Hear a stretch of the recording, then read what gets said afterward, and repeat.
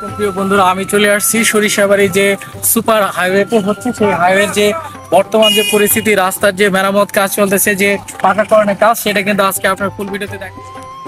সরিষাবাড়ির স্বপ্নের সেই বাইপাস মহাসড়ক নির্মাণের যে পিচ ঢালাইয়ের কাজ চলমান রয়েছে, এখন কিন্তু পুরো উদ্যম এবং উৎসাহের মধ্য দিয়ে কিন্তু রাস্তার সেই ঢালাইয়ের কাজ চলতেছে, পিচ ঢালাইয়ের কাজ চলমান রয়েছে।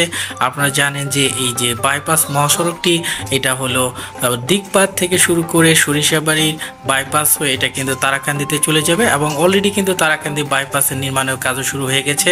এবং এখন কিন্তু এই সরিষাবাড়ির যে পূর্ব পাশে যে শহরের ঝিনাই নদীর কুল ঘেঁষে যে অংশটা কিন্তু এখন কার্পেটিং বা পিচ ঢালাই দেওয়া হচ্ছে, এবং এর কাজ কিন্তু চলমান রয়েছে। এবং আমরা জানেন যে এই 7 কিলোমিটার যে রাস্তার জন্য প্রায় 88 কোটি টাকা বাজেট হয়েছে, এবং আরও 84 কোটি টাকার কিন্তু এখানে ক্ষতিপূরণ দেওয়া হয়েছে মাত্র 7 কিলোমিটার রাস্তা। এবং রাস্তার যে কাজের মানটা আমার কাছে কিন্তু ভালো লাগেনি, এবং রাস্তার যে ঢালাই বলেন, পিচ বলেন, রাস্তার যে যাবতীয় কাজগুলো কিন্তু মনে হয়েছে আমার 2 নাম্বার লেগেছে।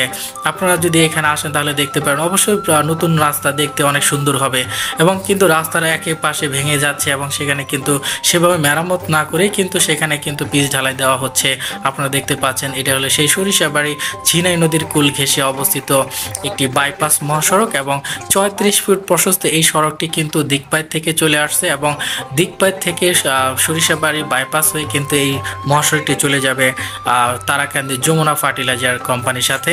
এবং সেই কাজের যে গতি কিন্তু এখন অনেকটাই ফিরে এসেছে। জুন জুলাই আগস্টের মধ্যে এই কাজটা শেষ হওয়ার কথা রয়েছে, কিন্তু রাস্তার এখনও অনেক অংশ রয়েছে যেগুলো কাঁচা, এখনও কিন্তু গর্ত করা হয়েছে, কেবল এখানে মাটি ভরার কাজ চলমান রয়েছে। তবে প্রায় 5 থেকে 5 কিলোমিটার এলাকা কিন্তু প্রায় রাস্তার দৃশ্যমান হয়েছে, এবং সেখানে কিন্তু পিচ ঢালাই চলমান রয়েছে।